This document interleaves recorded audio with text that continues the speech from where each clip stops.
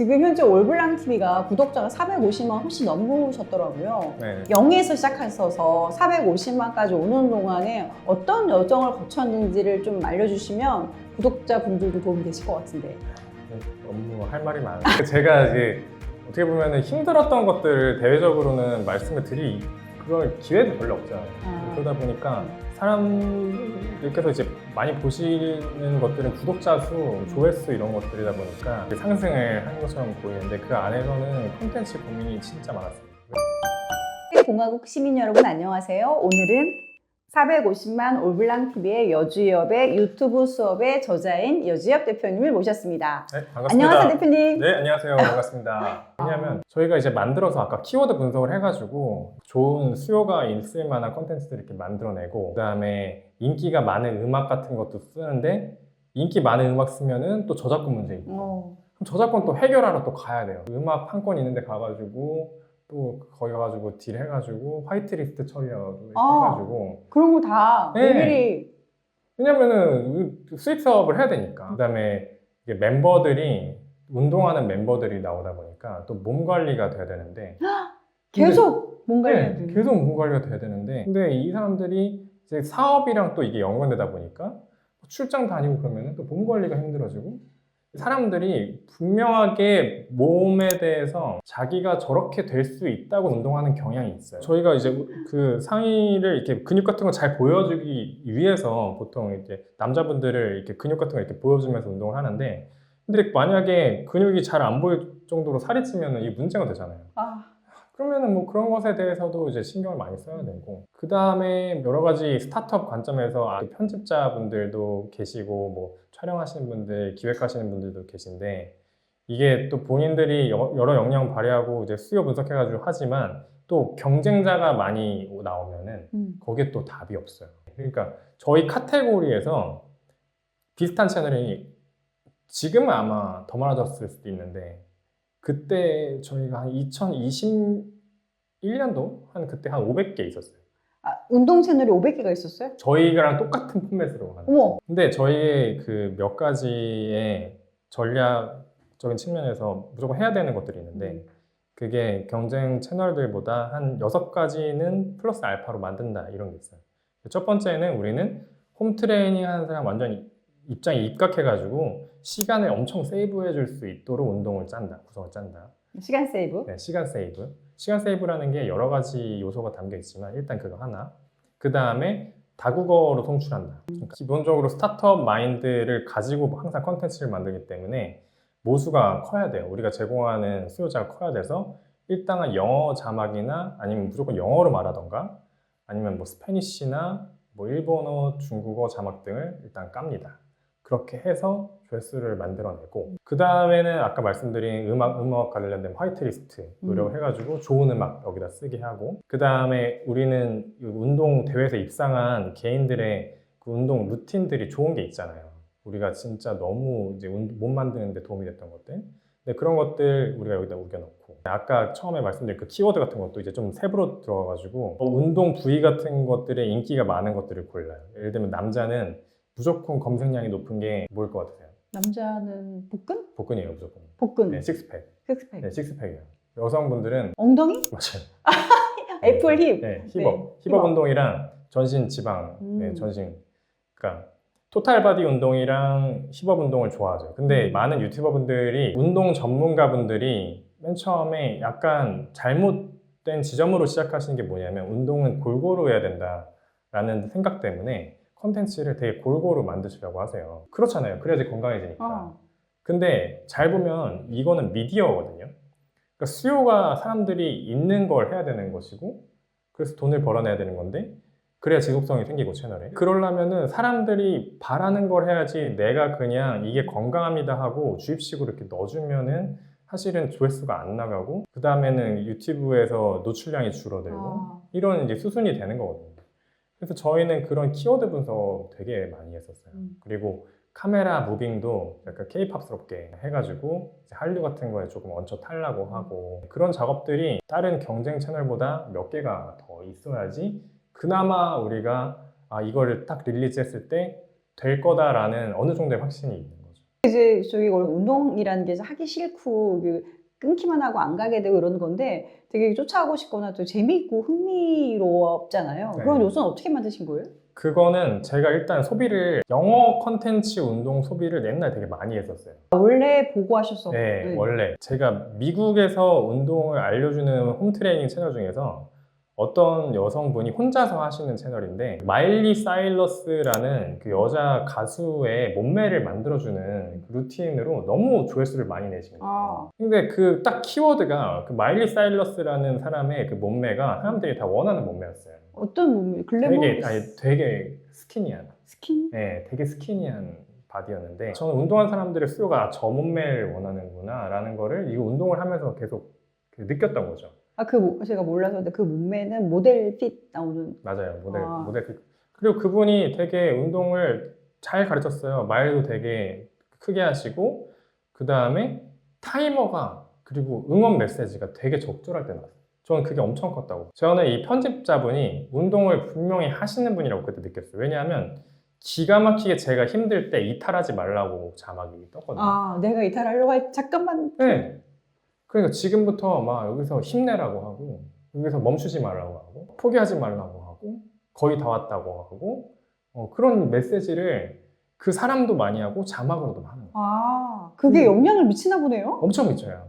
실제 우리가 영상이라는 것 자체는 유튜브 알고리즘으로 봤을 때는 우리 이탈하지 말아야 되는 거잖아요. 그러니까 평균 시청 그 길이가 짧으면은 노출량이 점점 줄어드는데 평균 시청 길이를 늘리기 위해서 우리는 그냥 유튜브 채널 운영하는 사람들도 구독, 좋아요를 하라고 하고 조금 더 보게 할 수 있도록 여러 가지 요소를 막 트랜지션 같은 거 넣고 효과음도 넣고 막 이런단 말이에요. 근데 운동이라는 걸로 거기는 그렇게 얘기를 하면서 멈추지 말라고 얘기하면서 결과적으로는 영상을 끝까지 보게 만드는 거예요. 그러니까 어떻게 보면은 일석이조인 거예요. 운동도 시키고 이 영상도 끝까지 보게 해서 알고리즘도 타게 하고 그러다 보니까 결과적으로는 소비자는 만족하고 왜냐면 운동이 됐으니까 그거를 저는 소비자로서 너무 그거를 오래 따라했었고 야 내가 채널 만들면은 저거는 무조건 저렇게 해야겠다 해서 그 다음부터는 제가 운동을 그 채널에 나가서 할 필요 없었는데도 제가 운동을 직접 하고 편집도 제가 몇 년 동안 한 이유가 그 중간에 힘든 지점을 제가 알았기 때문에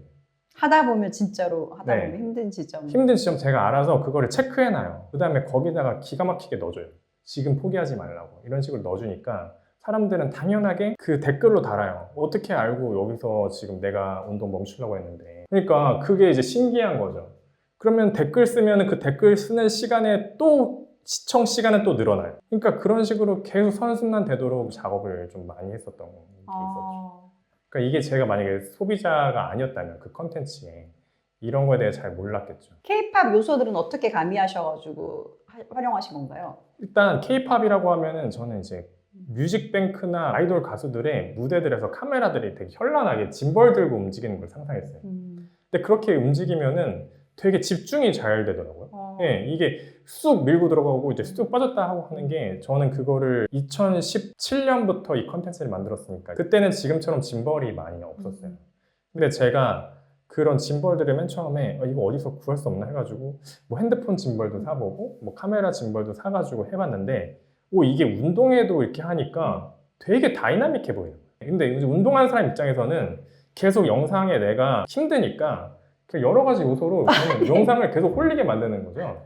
그러니까 조금 집중력 분산될 것 같으면은 이제 몸에 이제 쑥 들어가요. 이렇게 클로즈업. 네, 클로즈업 딱 해주고 운동 딱 자세히 보여야 될 것 같으면은 나와서 빠져주고. 그 다음에 사람들 전체적으로 다 운동하는 거 한 번에 보여줘서 조금 파이팅 넘치게 느끼고 싶어 할 때는 또 전체 화면 이렇게 보여주고 좀 그런 것들을 좀 많이 활용해가지고 그걸로 K-팝 느낌 많이 내려고 했어요. 근데 그런 것들이 이제 음악이랑 박자가 이렇게 맞아떨어지게 그럼 거기에 쾌감이 있거든요. 보통은 우리가 어떤 영상을 만들 때 제일 쉽게 만드는 방법이 음악을 거기다 넣고 그 비트에 맞춰가지고 컷 편집을 하는 게 제일 쉬운 방법이에요. 그럼 자연스럽게. 네. 그럼 보는 사람이 굉장한 만족감을 느껴요. 나도 모르게 무의식적으로 다음 비트에 화면이 바뀌겠지? 이런 걸 기대하고 있는데 저는 이제 움직임으로 그거를 만들어냈던 거고 그 비트에 맞춰서 웬만하면 자막도 또 이렇게 들어가더라고요. 하니까 시청자는 못 느꼈을 수도 있겠지만 그런 것들에 다 어떻게 보면 매니플레이션 되고 있었던 거죠. 조종당하고 있었어요. 그런 요소들이 저는 이제 제가 데이터를 이제 공부하고 데이터 기반으로 이제 많은 걸 하게 되는데 그렇게 했을 때랑 안 했을 때랑의 이제 데이터들을 이제 쭉 봐요. 유튜브 스튜디오 들어가면은 왜냐면 제가 편집을 직접 못 할 때도 있잖아요. 그러면은 처음 들어오신 이제 PD님 같은 경우는 그 요소들을 잘 몰라요.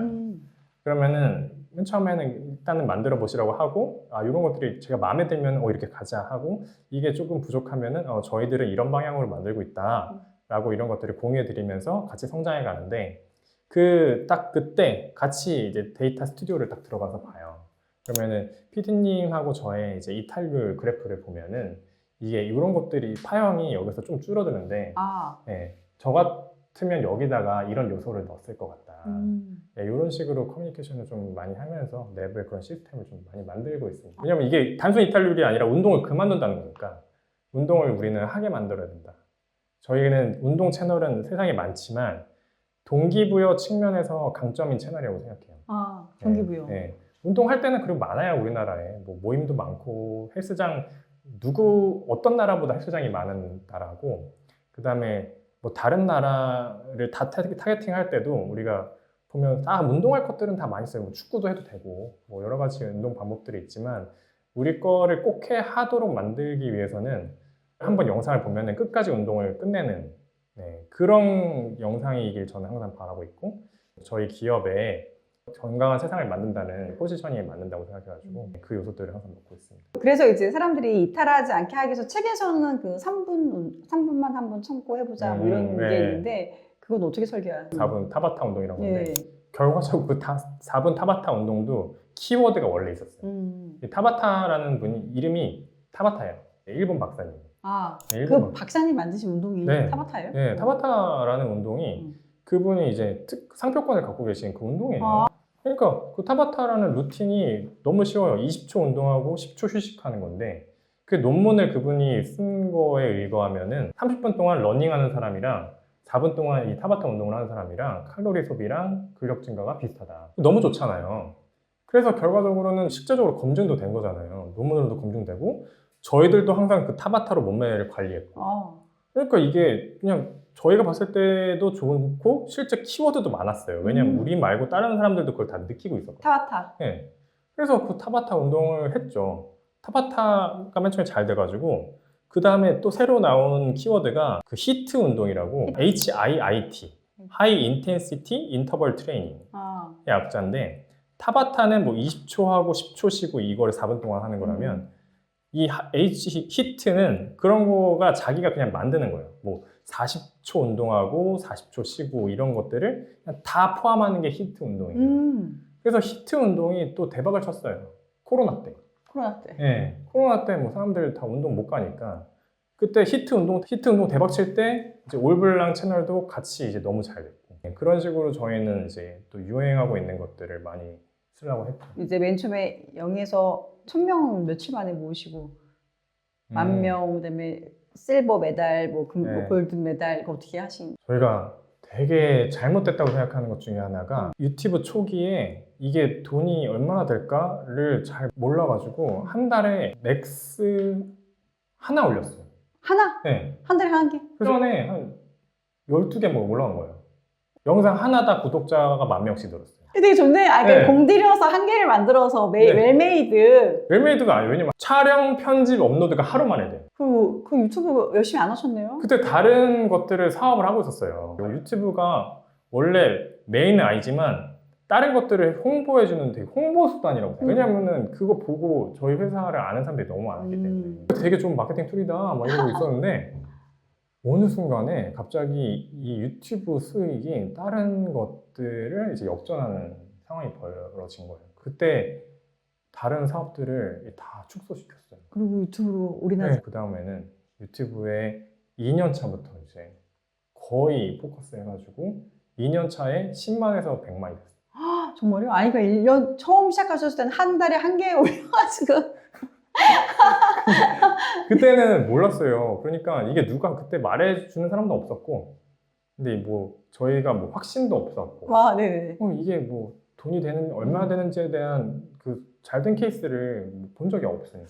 진짜 운이 좋으시네요. 한 달에 한 개씩 올린 게 10,000명씩 되고 그다음에 이제 2년 차부터 본격적으로 시작해가지고 네, 100만 명이 100만 명을 만드시고. 네. 근데 다 운이죠. 왜냐하면 그 성장하는 과정에서 이제 코로나가 오면서 그때 홈트레이닝이 엄청 유행하고 그때 운동한 사람들이 뭐 바디 프로필 찍기 시작하면서 열풍 불었었어요. 네, 막 계속 열풍이 불어가지고 그때 경쟁 채널들이 많이 생겼어요. 네, 비슷한 포맷으로 하는 분들이 많이 생기고 인스타그램 계정들도 운동 계정들이 이제 이만큼 생겨가지고 그때부터는 인스타 들어가면 막 운동하는 분들 항상 뭐 바디 프로필 막 뜨고 그랬는데 그런 것들이 어쨌든 시장을 크게 만들어줬어요. 네, 도움이 많이 됐고 하지만 이제 문제는 코로나가 끝난다는 거예요. 코로나 끝나고. 코로나 끝나고 이제 야외 활동 많이 하시니까 갑자기 운동 관련된 키워드들이 쭉 떨어져요. 그때 이제 저희 회사에 이제 어떻게 보면 위기라고 할 수 있는 위기가 닥친 거죠. 근데 그때 어떻게 보면은 회사랑 똑같은데 큰 회사들은 위기에서도 그래도 조금 살아남을 수 있도록 쿠션이 좀 있어요. 네, 뭐 쿠션 머니가 있을 수도 있고 뭐 인프라가 있을 수도 있고. 근데 아주 영세한 데들은 지금 바람만 불어도 이제 넘어지잖아요, 원래. 그러다 보니까 그때 경쟁 채널들은 싹 다 정리가 됐어요. 굉장히 잘 나가는 채널들도 예능 채널로 다 피버팅을 했어요. 그렇구나. 네. 어떻게 하셨어요? 저희는 그냥 갔어요. 계속 쭉 갔어요. 왜냐면 일단 저희 할 줄 아는 게 다른 게 없었어요. 해봤는데 잘 너무 안 됐거든요. 안 돼가지고 갔는데 저희는 그대로인데 검색량이 이게 어느 순간 떨어지다가 또 어느 정도 평형을 유지할 거 아니에요. 근데 그때 평형을 유지할 때 주변에 남는 사람들이 없었기 때문에 그럼 저희는 거기서 그냥 독주했어요. 그러니까 어떻게 보면은 여러 가지 생각을 했죠. 이게 버티는 것도 버티는 시스템을 만드는 것도 굉장히 중요하다. 근데 저희가 편집 인력 굉장히 간소화하거든요. 왜냐하면 저부터가 저희 회사에는 제가 시작할 때 편집자가 아예 없었기 때문에 한 2년 동안 편집자 없었거든요. 그냥 제가 직접 그냥 촬영하고 아예 모르는데 출연하고 편집하고. 맨 처음에 촬영할 때 제가 그 촬영용으로 카메라 산 것도 아니에요. 진짜 요만하게 생긴 핸드폰의 반에 받는 만한 액션캠이라고 있어요. 소니 액션캠. 제가 그냥 뭐 레저 스포츠 때문에 산 거였는데 그거가 하나 있어가지고 그거가 이제 핸드폰이랑 연동이 돼서 핸드폰으로 이렇게 볼 수 있더라고요. 그냥 그거를 갖고 와가지고 저기 끝에다가 놓고. 상자 위에다 올려놓고 삼각대도 없어요.